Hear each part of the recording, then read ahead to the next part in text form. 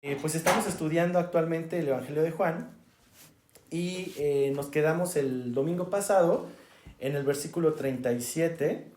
Estuvimos viendo ya desde el primer capítulo cuál es el propósito y cuál es la verdad que anuncia Juan en su Evangelio. Y Juan expone una verdad absoluta en este Evangelio, que es Jesús es Dios. Entonces, esa verdad va a ser expresada y va a ser expuesta para que tú y yo la creamos con dos herramientas que son testigos y son señales. Cuando tú vas y das una declaración en algún lugar, háblese un ministerio público, háblese algún foro donde se tiene que tomar una decisión o un veredicto, regularmente lo que traen son testigos, ¿no? ¿Para qué? Para que den fe de los hechos. Bueno, pues Juan nos va a presentar 4 testigos, te decía hace 8 días. La semana pasada vimos a uno de ellos, que fue Juan el Bautista. Y nada más regresando un poquito al tip que les decía, cuando en este evangelio veamos el nombre de Juan, se refiere a Juan el Bautista, no se refiere a Juan el evangelista que lo escribió. Él nunca se nombra a sí mismo en su propio evangelio. Entonces, cuando hablemos de Juan, en este es Juan el Bautista. Y ahora, este es el primer testigo que veíamos la semana pasada, pero va a haber otros 3 más que vamos a ver en todo el capítulo 1, pero hoy nada más nos vamos a quedar hasta el segundo testigo. Y ese segundo testigo lo vas a descubrir en unos momentos más, pero es importante que ellos no lo descubrieron por ser tan buenas personas, ¿no? O sea, Juan no descubrió a Jesucristo porque pues solamente comía langostas con miel, o porque se había ido al desierto y se había vestido con pieles de animales, ¿no? O sea, realmente Juan el Bautista reconoció a Jesús por una señal que fue, ¿te acuerdas? Cuando lo bautizó, el Espíritu Santo posó sobre él. Entonces, el Espíritu Santo es quien nos ayuda a conocer verdaderamente a Jesús. Yo puedo aventarme una cátedra aquí con un montón de apologética y hermenéutica y todos estos términos teológicos y términos que son muy buenos para poderte exponer a Jesús, pero ninguno se va a comparar al poder del Espíritu Santo para que tú creas que Jesús es Dios. Entonces, el Espíritu Santo es el que ayudó a Juan el Bautista y es el que te va a ayudar a ti el día de hoy para que conozcas a Jesús verdaderamente. ¿Y qué sentido tiene creer esto? Lo veíamos también desde el primer capítulo y desde el primer estudio de Juan, pues que tú creas. Dice Juan 20, versículo 30 y 31, todas estas cosas fueron escritas para que creamos. Y cuando creamos en su nombre, cuando creamos vamos a tener vida en su nombre. Ahorita estoy parafraseando el texto, pero ese es el propósito principal de la carta, que tú y yo tengamos vida. Alan decía hace ratito, pues yo tengo vida, ¿no? Me pellizco y me duele, sí, pero tenemos vida biológica. Vida espiritual es otro tema. Entonces, ¿quién necesita vida? Los que están muertos, ¿verdad? Y tú puedes decir, pero yo no estoy muerto, ¿no? Y volvemos ahí al debate. Pero Juan el Bautista señala a Jesús. ¿Te acuerdas cómo lo señaló cuando lo vio venir? Que dijo, he aquí, ¿quién? El Cordero de Dios, ¿que qué?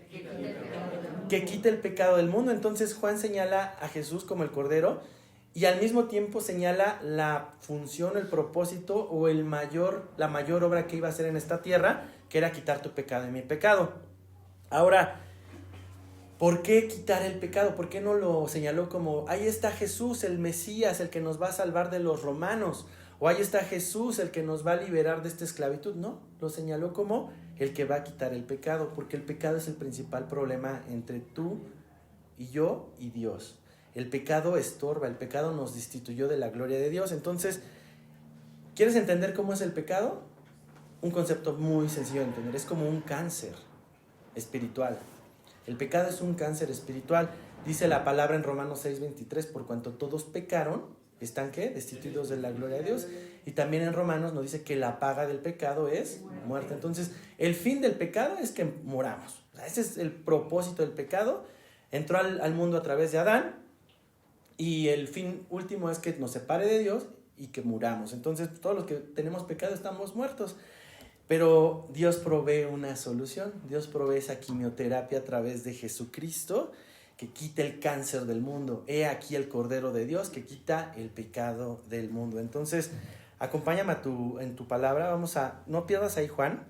Vamos a Efesios 2,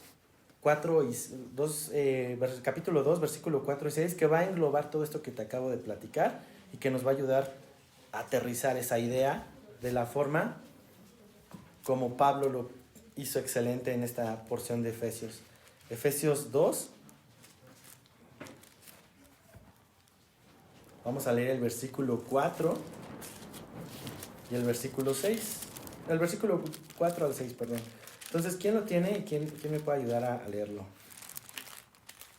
Pero Dios, que es rico en misericordia, por su gran amor con que nos amó, aun estando nosotros muertos en pecados, nos dio vida juntamente con Cristo. Por gracia sois salvos. Y juntamente con Él nos resucitó y asimismo nos hizo sentar a los lugares celestiales con Cristo Jesús. Entonces, en estos 3 versículos se resume lo que te estoy diciendo. Dios, que es tan grande en misericordia, versículo 4, por su gran amor, nos amó.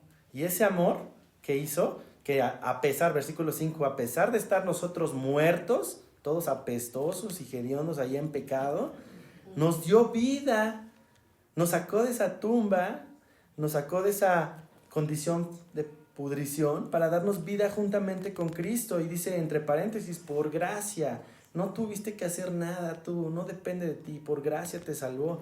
Y en el versículo 6, la recompensa, juntamente con Él nos resucitó y asimismo nos hizo sentar en lugares celestiales con Cristo. Entonces, ¿te das cuenta? Aquí está la vida, en Él está la vida, en Jesús está la vida. Entonces, pues la buena noticia, el Evangelio, que significa eso, noticia, buena noticia, pues nos va a hablar de Cristo Jesús, esa solución que tú y yo necesitamos. A lo mejor tú ya has recibido a Cristo y tienes esa certeza de que ahora estás juntamente con Él resucitado.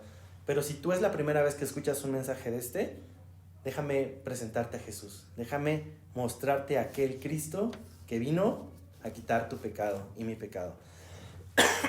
Perdone, todavía la tos se resiste a ir. Entonces, los evangelios que están en la palabra son 4, Mateo, Marcos, Lucas y Juan. Mateo, Marcos y Lucas nos presentan a Jesús en una narrativa histórica. El pesebre, los pastores, las estrellas, las señales, que todo eso lo has conocido. ¿Y alguien de aquí ha visto esa serie de Chosen, de los escogidos? A lo mejor si han visto esa serie, pues empiezan a imaginar un poco de la historia. Hay algunas cositas ahí medias no tan precisas, pero ayuda a ilustrar un poco esta narrativa histórica. Pero Juan no es así. Juan nos va a narrar la divinidad de Jesús y todo el efecto espiritual que tuvo la llegada de Cristo a la tierra, de Jesucristo a la tierra. Entonces, esa narrativa espiritual es la que estamos estudiando y la que nos va a ayudar a entender esto. Entonces, vamos a orar para que nos ayude el Señor y empezamos. Señor, te damos gracias porque podemos recibir tu regalo, que es el perdón, la salvación, Señor. Nos has quitado ese pecado, nos has lavado, Señor, y nos has hecho resucitar junto contigo. Y ahora, Padre, sabemos que sí, nuestra vida biológica en algún momento va a acabar, que seremos arrebatados de este cuerpo que está destinado a la muerte, Señor, pero nuestro espíritu estará eternamente adorándote, dándote la honra y la gloria. Permítenos estudiar tu palabra con el entendimiento correcto, Señor, y a mí ayúdame, Padre, ayúdame a poder expresarlo correctamente, que tu Espíritu Santo sea hablando y que mis hermanos sean en sus corazones abriendo su entendimiento espiritual a estas verdades. Te doy gracias en el nombre de Jesús. Amén y amén. Bueno, pues muchos de aquí a lo mejor no están tan familiarizados con este término, pero ¿alguien sabe qué son los influencers? ¿Han escuchado esa palabra, los influencers? Bueno, para la generación millennial en adelante, los influencers es una palabra muy común y son personajes que, como su nombre lo dice en español, influyen en otras personas para un propósito en específico. A lo mejor para las generaciones anteriores son como los artistas que salían en los comerciales promocionando un producto y que te hacían ver como que el producto era lo guau, ¿no? A lo mejor se acuerdan de Antonio Banderas, ¿no? Que promocionaba ahí productos de Jafra o de Avon. ¿Ustedes creen que Antonio Banderas usaba esos perfumes? No. Sinceramente. Pues no, los influencers son casi igual, pero de esta generación. Tienen muchos seguidores en sus redes sociales. Ese es su principal objetivo, ganar un buen de seguidores. Tener mucho contenido, generar un montón de contenido para que esté la gente ahí dándole a su celular. Y a veces cuando ya el contenido no es tan relevante empiezan a hacer polémica, ¿no? Empiezan a decir tonterías para que la gente los tenga en la conversación, pero lo que ellos buscan es permanecer en el foco de toda una comunidad o toda una generación para que las marcas o para que los partidos políticos o para que personas con intereses de llegar a las masas les paguen y entonces ellas puedan difundir mensajes, ¿no? Y tienes influencers de ideologías políticas, como influencers de productos, como influencers de muchas cosas, ¿no? Y como muestra, pues tenemos a la próxima o a la candidata de la alcaldía de Monterrey, que es una influencer, es la primera influencer que probablemente ocupe un cargo político. Pero bueno, no me voy a meter en política, lo que te estoy tratando de ilustrar son estas personas que influyen y que buscan aprovechar su gran cantidad de audiencia para poder inyectar ideas o mensajes. Ahora, en los cristianos no faltan los influencers, también hay muchos influencers cristianos. Hay pastores que tienen N cantidad de seguidores, tú puedes sus redes sociales y N cantidad de comentarios e influyen en generaciones. Algunos para mal, porque los comentarios empiezan a ser ahí controversiales, pero también en los cristianos hay influencers cristianos, ¿no? Pero hay una industria lucrativa detrás de todo esto. Siempre hay un propósito. Ahora, ¿qué efecto tienen los influencers en sus seguidores? Estaba leyendo en la semana un artículo sobre expansión, en la revista Expansión, y decía algo bien interesante, se los voy a leer. Hacía la pregunta, ¿realmente influyen los influencers? ¿Realmente tienen un impacto? Dice, existe un debate sobre los influencers realmente, si tienen un impacto significativo en las decisiones de compra de algunas marcas, ¿no? Algunos pueden tener una audiencia leal, pero no siempre se traduce en ventas. Esto es en términos comerciales o empresariales. Y ahorita voy a aterrizar esto al mensaje que te quiero compartir. Pero es irónico que las marcas paguen para que alguien alabe su producto. Si su producto fuera muy bueno, no necesitaría que alguien lo alabe. Simplemente se recomienda de boca en boca. ¿Te das cuenta? Cuando algo te sale muy bueno, ¿qué haces? Se lo recomiendas a tu mejor amigo, ¿no? A tu hermano. Ay, mira este producto de limpieza, quita bien rápido el sarro, cómpralo. No necesito un influencer más grande que tú, porque tú ya lo probaste, ¿no? Entonces, cuando algo no es genuino, pues se busca inyectarle ahí como publicidad, ¿no? A través de estos influencers. Y si puedes imaginarte como una gráfica, pues las ideas o un producto que está influenciado por estas gentes, pues tiene un crecimiento así súper acelerado, va creciendo, pero así como crece, pum, se cae, ¿no? Se baja y se muere. Y es porque pasa de moda, la ilusión se acaba y se olvida. Pero ¿qué pasa cuando algo es verdaderamente genuino? Y ahorita lo vamos a ver con el Evangelio. ¿Qué pasó con Juan el Bautista y su declaración? Esa verdad empezó a crecer. Y no solo empezó a crecer, empezó a permanecer. Y se empezó a viralizar entre diferente gente en Judea, en Galilea, en muchas regiones donde Jesús estaba pasando, se empezó a viralizar quién era Jesús. Pero no solamente fue una moda que, bueno, ya lo crucificaron y se murió. No, permanece. Tú y yo estamos aquí sentados porque es algo que ha permanecido. Y necesitó de Juan el Bautista para que esto sucediera. No necesariamente. Ahora, el tema que hoy quiero que tú y yo nos llevemos y que meditemos es ¿qué efecto produjo el testimonio de Juan el Bautista en los discípulos y qué efecto produce el Evangelio en tu vida y en mi vida? Quiero que podamos meditar en esta pregunta porque lo vamos a responder con un ejemplo en la vida de los primeros discípulos. Entonces, vamos ahora sí a Juan. Y aunque Juan era el influencer de la época, porque Juan el Bautista tenía seguidores, bautizaba y atraía un montón de gente a las aguas del bautismo. Entonces era un influencer de su época. Pero, a diferencia de los influencers actuales, él cumplía 3 características. Su mensaje lo quitaba a él de los reflectores y ponía ¿a quién? A Jesús. Y no solo eso, estaba dispuesto a ceder a sus seguidores para que sus seguidores siguieran a Jesús. El unfollow para él era algo muy bueno, ¿no? Para los que están familiarizados con ese término, déjame de seguir y sigue a Jesús. Y lo vamos a ver aquí. Versículo 35, vamos a agarrar vuelo desde ahí. Dice, capítulo 1. El día siguiente, otra vez estaba Juan y 2 de sus discípulos. ¿Dónde estaban? Estaban ahí en las aguas, en la región de Betábara. Y dice en el versículo 36, Juan, mirando a Jesús que andaba por ahí, dijo, he aquí el Cordero de Dios. Le oyeron hablar los 2 discípulos y siguieron a Jesús. Entonces, El día siguiente otra vez estaba, ¿no? Juan seguía haciendo lo suyo. A pesar de que un día anterior ya había revelado quién era Jesús, él no dijo, bueno, pues yo ya acabé mi chamba y pues ya que se encargue Jesús. No, él seguía haciendo lo que Dios le había mandado a hacer, que era bautizar. Entonces Juan seguía bautizando y otra vez estaba ahí. Y no estaba solo. Vemos aquí que estaban 2 discípulos junto con él. Y dice aquí, versículo 36, mirando a Jesús. Si te gusta subrayar o marcas tu Biblia, mirando a Jesús. Esto es bien clave. No es lo mismo ver que mirar. Ver es la capacidad sensorial de nuestros ojos. Yo ahorita estoy viendo la puerta de allá, pero eso no es lo mismo que mirar a Pepe. A Pepe hay un acto de voluntad de estarlo viendo. La puerta la sigo viendo, pero a Pepe lo estoy mirando. Juan está mirando a Jesús.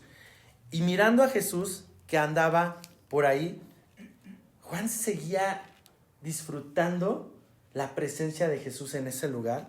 Por eso lo miraba por ahí. Y lo primero que hizo fue volver a declarar lo que era Jesús. He aquí el Cordero de Dios. No cambió la narrativa. Vuelve a repetir el señalamiento y vuelve a poner todas las miradas en Jesús. Y el versículo 37 vamos a ver el efecto. ¿Cuál es el efecto? ¿Qué dice? Le oyeron hablar de los discípulos. ¿Y el efecto? Siguieron a Jesús. Este es el efecto del verdadero evangelio, que tú y yo sigamos a Jesús, no a seguir un movimiento, no seguir una iglesia, no seguir un pastor, no seguir a tu familia, es seguir a Jesús.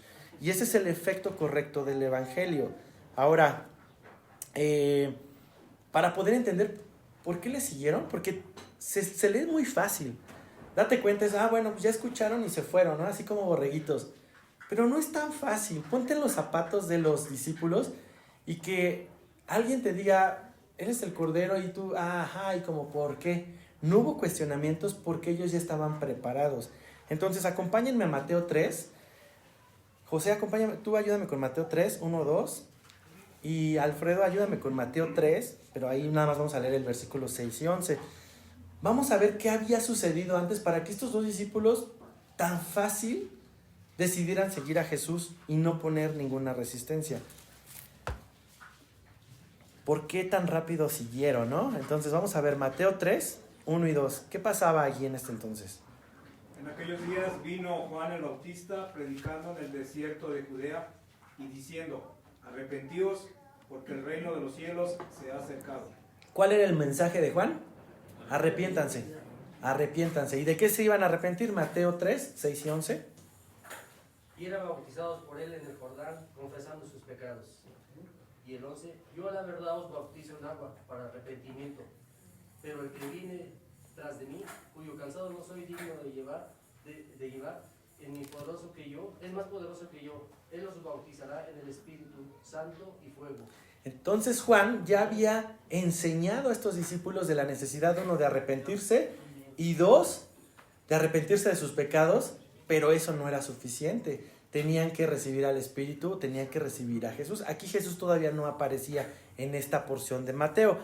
Entonces lo que podemos ver es la importancia de ser enseñados sobre el pecado, como Juan Bautista lo hizo, y sobre el arrepentimiento genuino, para poder, ahora sí, cuando te presentemos a Jesús como el Cordero que quita el pecado, para nosotros sea mucho más fácil poder seguir a Jesús.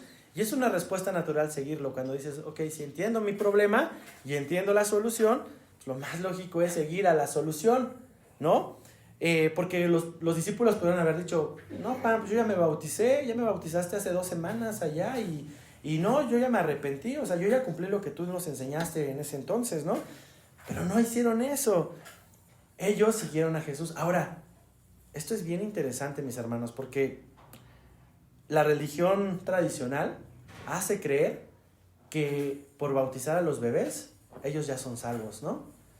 Y a veces decimos, no, es ignorancia, porque eso no es cierto, la Biblia nos dice que deben de ellos tomar una decisión, etc. Y a veces los juzgamos mucho sin darnos cuenta que los evangélicos o los cristianos podemos ser similares en esta forma de pensar, porque hay mucha gente que cree que por haber hecho la confesión o la oración de fe o la oración del pecador, ya es salva. Y es lo mismo, es cumplir un rito, es como decir, ya me bauticé, yo ya hice la oración, yo ya estoy salvo, ahí se ven cristianos, ahí se divierten en su congregación, yo me voy a vivir la vida en el mundo porque yo ya hice la oración de fe. ¿Te das cuenta qué peligroso es esto? Lo mismo que los discípulos de Juan necesitaron de ser instruidos y ser enseñados sobre su necesidad de arrepentimiento, todos los creyentes necesitamos también ser instruidos. Por eso invertimos el tiempo en el estudio de la palabra de Dios, porque no solamente es decir la oración y ya, no es un mantra que dices y ya eres salvo, sino más bien es creer que Jesús es el Cordero de Dios que quita tu pecado y mi pecado, y el resultado natural es seguirle. No te tienen que obligar a seguirle, porque tú naturalmente le vas a querer seguir. Si tú has estado batallando con personas que han dicho, no, pues yo ya creo en Jesús, pero estás batallando para que sigan a Jesús, quizás no han entendido su verdadero problema y es necesario evangelizar nuevamente. ¿Sabes cuál es lo triste de esto? Que lamentablemente muchas personas hoy están vacunadas contra la verdad, contra el evangelio, y ellos creen que por haber repetido una oración ya son salvos y no quieren seguir a Jesús. Ahora imagínate la escena, trata de ponerla en tu mente, Jesús caminando y estos dos discípulos atrás así como sigilosos, quizás, no lo sé, no lo describe la Biblia, quizás apresurados, pero van convencidos que Él es el Cordero y lo siguen. Y versículo 37, ¿qué dice? 38. Dice, y volviéndose Jesús y viendo que le seguían, les dijo, ¿qué les dijo? Son las primeras palabras de Jesús registradas en este evangelio. Algunas Biblias lo traen en rojo, ¿no? Pero son las palabras primeras de Jesús hacia unas personas y les dice, ¿qué buscáis? Ahora, estos primeros discípulos que le siguieron reciben una pregunta que los lleva a una introspección. Y la pregunta alentaba esta introspección por algo, fíjate. Ellos ya estaban instruidos y sabían de su pecado y sabían su necesidad de Jesús. Pero Jesús ya sabía también lo que había en sus corazones. El Salmo 33 está bien padre, Salmo 33, 14, 15, no vayas allá, te lo voy a leer. Pero dice el salmista, el Señor mira desde el cielo y ve a toda la raza humana desde su trono, observa a todos los que viven en la tierra, Él hizo el corazón de todos ellos, así que entiende todo lo que hacen. El Señor conoce tus intenciones y mis intenciones. El Señor sabe por qué estás aquí.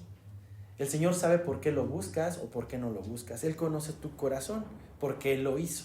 Entonces, ¿Jesús no sabía acaso qué buscaban? Claro que sabía qué buscaban. La pregunta es más para que ellos se analizaran y entender qué estaban buscando en Jesús. Entonces, pudieron haber estado buscando su bienestar en esta vida, ¿no?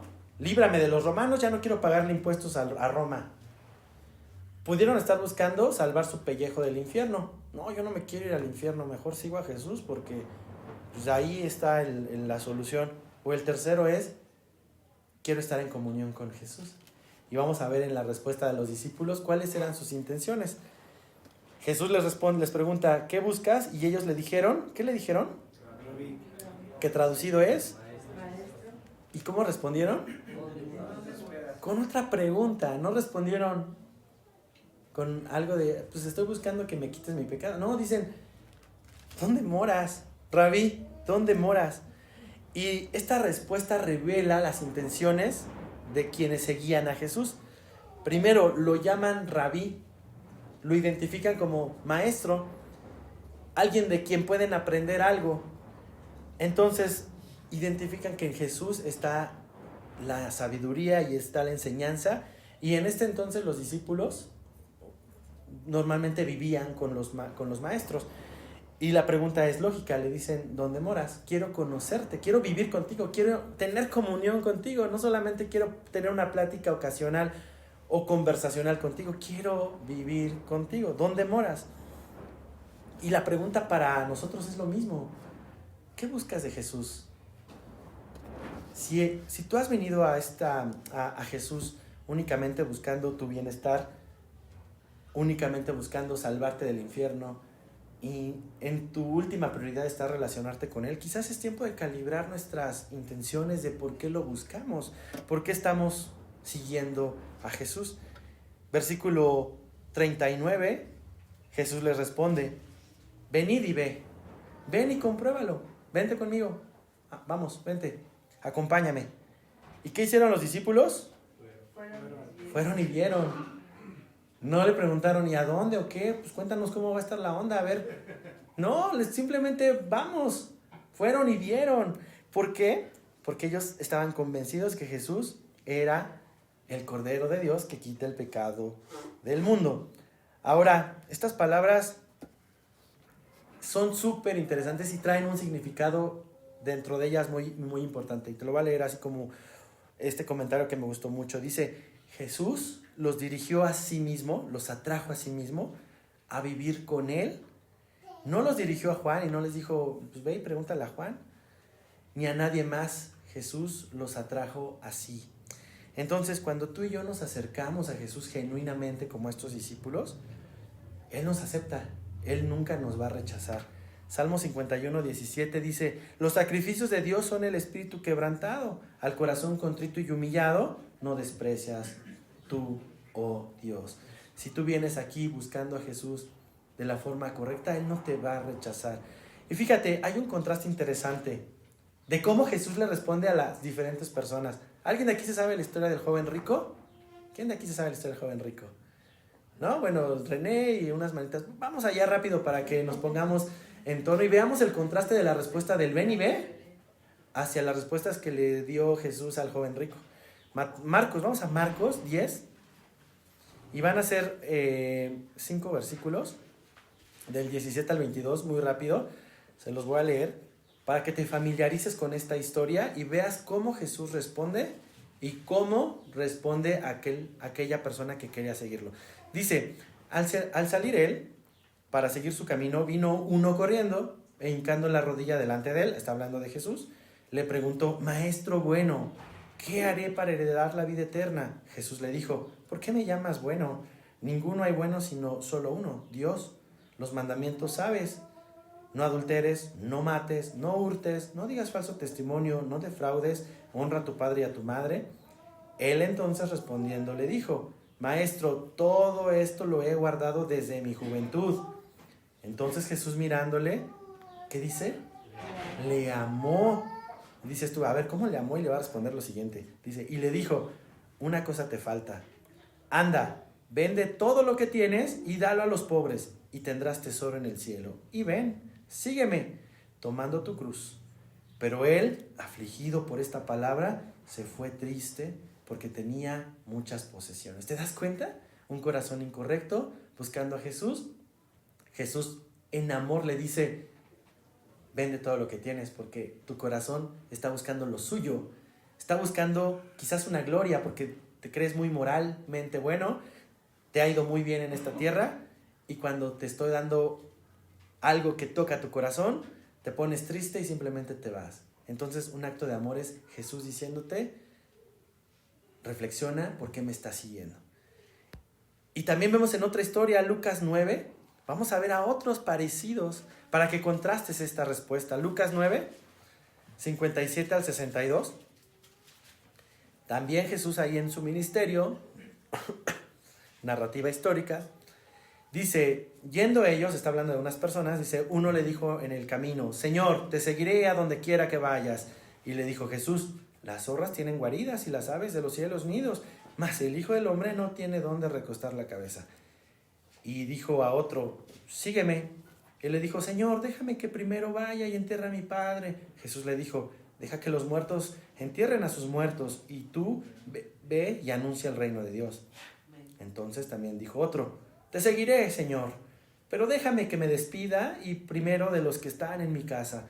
Y Jesús le dijo: ninguno que poniendo su mano en el arado mira hacia atrás es apto para el reino de Dios. ¿Te das cuenta? Otros corazones queriendo seguir a Jesús, pero buscando lo suyo primero. Entonces a veces como personas buscamos primero lo que Jesús nos puede dar antes de conocer al que nos puede dar. Muchas personas se acercan a Cristo por lo que pueden recibir de Cristo, no por lo que Cristo es. Y Jesús a este tipo de corazones les responde de esta manera.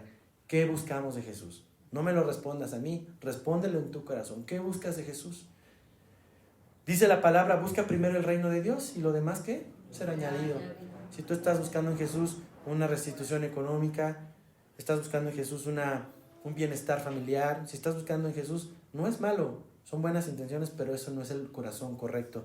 La palabra de Dios dice eso, busca primero el reino, lo demás será añadido. Ahora, ¿qué es el reino de Dios? La palabra misma también nos describe qué es el reino de Dios. En Romanos 14, 17, no vayas para allá, te lo digo rápido, dice, el reino de Dios no es comida, no es bebida, no es lo que te gusta, no es lo que te llena y lo que te satisface, sino justicia, paz y gozo. ¿Quién te da eso? Solo Jesús. Jesús te da justicia. Siendo tú injusto, Él te pone su justicia. ¿Quién te da paz para que tú puedas tener? Ya no afronta con el Padre. ¿Quién te da esa paz? Cristo. ¿Y quién te da el gozo en el Espíritu? También el Señor Jesucristo. Entonces, el reino de los cielos no es que tanto puedas acumular en esta tierra, sino es que vivas justicia, paz y gozo. Y eso es lo que tú y yo deberíamos de anhelar de una relación con Jesús. Ahora, te decía, Jesús conocía las intenciones de estas personas. Y dice, no les rechazó, sino les amó y les hizo ver este problema, ¿no? Y tienes otra parte, gente que le cuesta seguir a Jesús.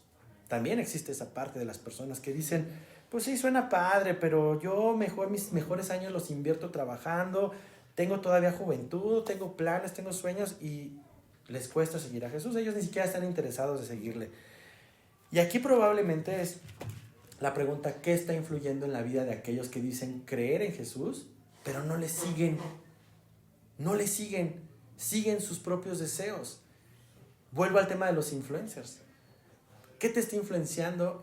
No te estoy hablando a ti, o sea, no es que esté conociendo a nadie, sino más bien estoy hablando, si a ti te cuesta seguir a Jesús por lo que el mundo te ofrece, el mundo te está influenciando, el mundo te está prometiendo éxito, te está comprometiendo posesiones, tu mejor vida ahora, y entonces dices, sí está padre Jesús, pero déjame disfrutar todo esto, déjame despedirme de esto, ¿no? Entonces el mundo y sus promesas están influyendo en tu vida. Pero si la palabra de Dios es la que está influyendo en tu vida, tú vas a perseguir las promesas de la palabra de Dios. Y mira, si estás escuchando esto el día de hoy, es porque hay vida y hay tiempo. Y quizás has puesto en primer lugar los espejismos que este mundo nos da, porque son muy buenos. O sea, el mundo nos sabe atraer con cosas buenas, no son cosas malas. O sea, las cosas que ofrece este mundo deleitan nuestra carne y atraen, sin duda atraen a muchas personas. Pero gracias a Dios que tenemos al Espíritu Santo que nos redarguye, nos está diciendo, hey, te estás dejando guiar, te estás dejando influenciar por esto, por lo otro. Entonces, siempre que tú empiezas a poner en primer lugar otras cosas antes que el Señor, evalúa quién te está influenciando. Y pídele al Señor. Salmo 139, 23, 24 dice el salmista, examíname, oh Dios, y conoce mi corazón. Pruébame y conoce mis pensamientos y ve si hay en mí camino de perversidad. Y guíame en el camino eterno. Entonces, si tú sientes que te ha costado, te sigue costando seguir a Jesús, pídele a Dios, ayúdame a examinar. Muéstrame mis pensamientos y guíame en el camino correcto, y el Señor se va a encargar. No vaya a ser yo, no va a ser tu hermano, es el Señor el que te va a decir, tienes que cambiar esto, tienes que calibrar esto, tienes que dejar de hacer esto, tienes que enfocarte en eso. Y entonces los discípulos que hicieron, fueron y vieron y se quedaron con él. Se quedaron con él y dice aquí, versículo 39, regresando, porque era como la hora 10:00. Aquí hay algunas discusiones de qué hora eran, algunos dicen que eran las 4 de la tarde. No voy a entrar al tema del calendario, lo que voy a entrar es al tema del detalle. Hasta aquí no se ha mencionado quiénes son esos dos discípulos, ¿te has dado cuenta? No dice quién. Pero por este detalle de la hora 10:00 podemos asumir que es quien lo escribe. ¿Quién de aquí se acuerda a qué hora nació su hijo? Su primer hijo. Pablo nació a las 4:30 de la tarde, un 26 de abril. Clarisa, ¿cuándo nacieron tus hijas? A la 1 de la mañana. A las 6. Giovanna fue la madrugadora. Bueno, la que desvela, ¿verdad? Cuando un acontecimiento importante en tu vida sucede, te acuerdas de esos detalles tan finos. La hora décima, era la hora décima. Entonces, aunque no se va a mencionar a uno de esos discípulos, podemos asumir que Juan es el que lo escribió. Versículo 40, el segundo discípulo, ¿quién fue? Andrés, hermano ¿de quién? Pedro. De Pedro, de Simón Pedro. Era uno de los dos que habían oído a Juan y habían seguido a Jesús. Y halló primero a su hermano Simón y le dijo, hemos hallado al Mesías, que traducido es el Cristo. Ahora, el otro discípulo es revelado, es Andrés. Y Andrés, me encanta porque Andrés es un discípulo ejemplo, aunque no es muy famoso como su hermano Pedro, pero vamos a ver unas características que yo en algunos de ustedes lo veo, que ustedes son como Andrés. El otro discípulo era Andrés, ¿no? ¿Y qué hizo Andrés? Versículo 41 dice, halló primero. Halló primero te da muestra que estaba buscando, porque dice, halló primero. A una actitud que buscaba ir por más personas a traerlas a Jesús. Y halló primero a su hermano, a Simón, y le dijo, hemos hallado al Mesías. Entonces, el testimonio es muy simple. No le empezó a decir, Simón, te tengo que presentar al que Moisés en la palabra y que te acuerdas que Zacarías. No, simplemente dijo, hallamos al Mesías, punto. Un testimonio súper abstracto, súper concreto, porque Pedro sabía de la espera del Mesías, seguramente. Dice que Pedro, Simón Pedro, pues fue con él, porque en el versículo 42 lo vamos a ver. Pero aquí antes de pasar al versículo 42, en este versículo 41 es la descripción del segundo testigo. Andrés está declarando que Jesús es el Mesías. Entonces, aquí tenemos a nuestro segundo testigo. Pero, ¿qué podemos analizar y meditar en esto? Andrés estaba tan convencido que Jesús era el Mesías, que lo que primero fue hacer es traer gente a Jesús. Y no a cualquier gente, sino a su familia. Y en el versículo 42 ya vemos que lo trajo a Jesús. Qué padre es esto, ¿no? Cuando hay Andrés en nuestras vidas. Cuando hay esas personas que te buscan atraer a Jesús, no buscando lo suyo, sino buscando tu salvación, tu perdón, tu sanidad. Y dice, le trajo Jesús y mirándole nuevamente, mirándole Jesús a Pedro le dijo, tú eres Simón, hijo de Jonás, tú serás llamado Cefas, que quiere decir Pedro. El glorioso ministerio de Andrés era llevar personas a Jesús. 3 veces en todo el Evangelio vamos a ver a Andrés mencionado, y las 3 veces lo vamos a ver trayendo gente a los pies de Jesús. El primero fue Pedro, el segundo fue el niño con los panes y los peces, y el tercero fueron los griegos que querían también conocerle. Yo sé que aquí hay muchos Andréses que van y tocan la puerta de sus amigos y sus familiares para traerlos a Jesús. Mi hermano, si tú eres uno de esos Andréses, déjame decirte que aunque no tengas un ministerio tan relevante como lo tuvo Pedro, que predicó a multitudes y que fue muy famoso y llamado, y hasta tiene su catedral, ¿verdad? Allá en el Vaticano, ¿verdad? Pero esa es otra historia. Pedro no hubiera llegado a los pies de Jesús si no hubiera habido un Andrés que lo trajo a él. Entonces, ese modelo de Andrés, esa actitud de Andrés, demuestra que, guiado por el Espíritu Santo, atrae gente a los pies de Cristo. Y esa es otra evidencia más. Ahora, a través de los siglos, estos 2000 años y tantos que tenemos, desde que la iglesia nació, la mayoría de la gente ha llegado a la fe en Jesucristo a través de un Andrés. Un Pedro tiene un Andrés que le presenta a Jesús. Y esta es la forma natural, porque es la naturaleza de la experiencia cristiana que los otros disfrutan y que desean compartir esta experiencia con otros. Si tú estás aquí, seguramente es porque alguien te ama tanto que te está trayendo a los pies de Jesús. Y aquí me encanta porque Jesús ya le conocía también. Ya le conocía como a los otros discípulos y como a todos nos conoce. ¿Y qué le dice? Tú eres Simón y tú eres hijo de Jonás. Pero no le dice lo que es y se enfoca en eso. Va a cambiar la conversación hacia lo que va a ser. ¿Y qué le dice? Tú serás llamado Cefas, que quiere decir Pedro. ¿Qué significa Pedro? Piedra, piedrita, piedra. La promesa de ser transformado es Jesús cambiando un nombre. ¿Cuántos de aquí se acuerdan cómo se llamaba Abraham antes de llamarse Abraham? Sin la H. ¿Se acuerdan qué significaba Abraham sin la H? ¿No? Abraham significaba padre enaltecido. Cuando Dios le cambia el nombre a Abraham con una H, es padre de multitudes. Cuando Dios le cambiaba el nombre a las personas en la Biblia, era para mostrarles en qué los iba a transformar. Jacob es otro ejemplo. ¿Alguien sabe qué significaba Jacob? El usurpador, el mentiroso, el usurpador. Qué nombre, ¿no? Nunca le pongan a su hijo Jacob. Es un tip ahí, pero Jacob el suplantador. Y cuando tiene el encuentro con el ángel de Jehová, ¿cómo le llama ahora? Israel, que significa tener poder de Dios o gobernado por Dios. Todas las personas que Jesús llama y atrae son transformadas y su vida pasada queda atrás. Y ahora Él te habla no por lo que fuiste, sino por lo que has de ser caminando con Él. Entonces Dios nos da una nueva identidad cuando aceptamos a Jesús como nuestro Señor y Salvador y le seguimos. Ahora, la siguiente semana vamos a ver cómo se sigue viralizando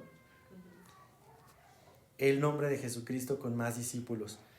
No quiero entrar a detalle, ya casi acabábamos el capítulo, nos quedaban algunos versículos más, pero quiero que nos vayamos meditando en esto.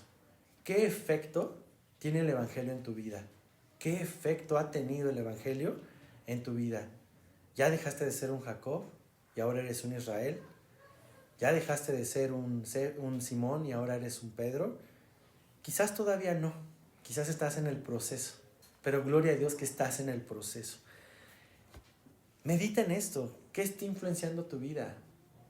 ¿Has conocido el Evangelio? Check. ¿Has aceptado a Jesús como tu Salvador? Check. ¿Has seguido a Jesús? Quizás ahí no hay un check. Y quizás es tiempo de examinarte y pensar por qué estoy siguiendo, qué busco de Jesús. Y si estás buscándolo por el motivo equivocado, reflexiona y pídele al Señor que te ayude a calibrar bien tus intenciones para que tú puedas buscar a Jesús por lo que Él es. Ahora, esto va a determinar el efecto en nuestras vidas. Lo que influye en tu vida determina tus pasos. Y el efecto del Evangelio lo voy a resumir en dos perspectivas. Y con esto voy a cerrar. El efecto del verdadero Evangelio, no el Jesús Santa Claus que te va a traer tu Suburban si te portas bien, o que te va a dar la carrera si te portas bien. No, ese Evangelio es basura, es anatema, es herético, no. Jesús no vino a satisfacer tus deseos carnales. Jesús vino a darte vida y vida en abundancia, y es el Cordero que quita el pecado. Entonces la primera perspectiva es, si el efecto del Evangelio correcto en tu vida se está dando, la respuesta natural es seguir a Jesús. Seguir a Jesús es ven y ve, ven y vívelo personalmente, ven y compruébalo. No tengas una relación con Jesús a través de otros. A veces nos llegan peticiones de oración de, oye, ayúdame a orar por esta persona porque está ya en su lecho de muerte y no es salva, no es creyente. ¿Y por qué no lo haces tú? No, porque tú a lo mejor tienes mayor rango con Dios. ¿Qué? Yo solo soy un siervo inútil aquí predicando la palabra. Yo no tengo un escalón más cerca de Dios y yo puedo... No. Tú tienes la misma posibilidad de relacionarte con Dios que yo. Pero algunas personas viven con la fe prestada.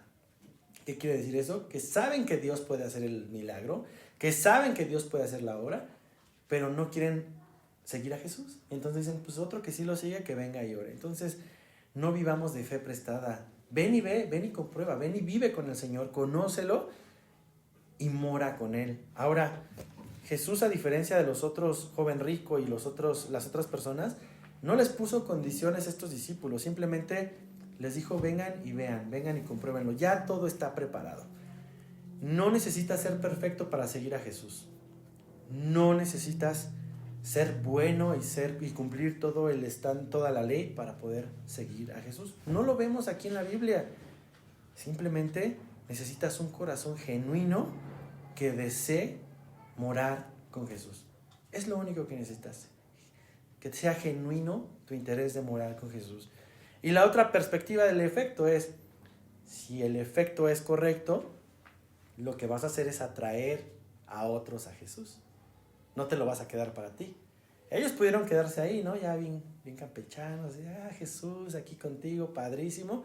No, fueron y buscaron y hallaron a Pedro. El segundo efecto es que tú vayas, no que llenes este lugar de gente, no que traigas gente a estas sillas, que eso es el efecto. Es que tú les muestres a Jesús y que ellos conozcan y quieran morar con Jesús. Es el efecto. Entonces el amor de Cristo te va a llevar a amar a otros para presentarles a Cristo. No necesitas un nombramiento, no necesitas pasarte aquí y ponerte la espada y decir, ya puedes predicar, no, eres evangelista. No, mi hermano. No necesitas certificados y estudiar en las grandes instituciones teológicas para compartir el evangelio, tampoco. Simplemente necesitas creer que Jesús es Dios, es el Cordero que quita el pecado del mundo y es quien trae la solución al pecado de la persona que está sufriendo en esta tierra por causa de su pecado. Entonces, si tú quieres tener estos efectos en tu vida, ponte de pie y vamos a pedirle a Dios. Vamos a decirle a Dios, ¿dónde moras? ¿Dónde moras? Quiero estar contigo, quiero ser tu amigo, quiero no volver atrás, quiero morar contigo, quiero conocerte, Señor, genuinamente. Y acompáñame a orar, vamos a pedirle al Señor. Señor, te damos gracias por esta palabra. Gracias porque a través de la vida de los discípulos nos sigues hablando 2023 años después, 24 años después, Señor. Gracias porque el efecto de tu Espíritu Santo y del Evangelio en nuestras vidas es palpable cuando traemos a otras personas a tus pies, Señor. Gracias, Padre, te doy porque nos permites disfrutar, Señor, de tu comunión, de poder tener justicia imputada, Señor. No porque nosotros éramos buenos, Señor, sino porque tú lo eras, Señor. Tú lo eres. Nos diste justicia y con esa justicia hoy podemos tener paz. Sí, Señor, va a haber tribulaciones, va a haber pruebas, vamos a sufrir embates en esta tierra, pero tú nos das la paz, Señor, para poder caminar junto contigo y estar seguros de a dónde vamos. Todas estas situaciones que pueden aquejarnos, Señor, y lastimar nuestra mente y nuestro corazón son temporales. Todo eso se va a acabar, Señor, pero nuestra morada contigo va a ser eterna. Y como lo cantábamos hace rato, Señor, aquel día cuando ya no tenga fuerzas, cuando mi cuerpo ya no pueda más, aún así mi alma te cantará, Señor, y con la eternidad te alabaré, Señor. Te pido, Padre, que nos ayudes a meditar en esto el resto de la semana, que nos ayudes a responder la pregunta, ¿qué buscamos de ti, Señor? Que nos exhortes y nos redargullas si estamos siendo influenciados por otra cosa que no sea tu palabra, Señor. Redarguye nuestro corazón y atráenos nuevamente a ti, Señor. Queremos caminar contigo, no queremos volver atrás, Señor. Ayúdanos con esto, Padre. Te lo ruego, Señor. Y mientras cantamos esta canción, yo te pido, mi hermano, que así con tus ojos cerrados, tú en tu mente, en tu corazón, con tus palabras, le pidas ayuda a Dios. Y si hoy estás morando fuera de Él, fuera de su camino, pues es tiempo, siempre es tiempo de salvación. Hoy es tiempo de salvación. Y si tú hoy estás caminando con Él y estás disfrutando de estos momentos con Él, reafirma tu fe, reafírmalo, porque el mundo y sus intereses siempre van a estar buscando distraerte. Entonces reafírmalo. Entonces vamos a entonar este canto y toma este tiempo para cantarlo con nosotros, y también es una oración a nuestro Señor.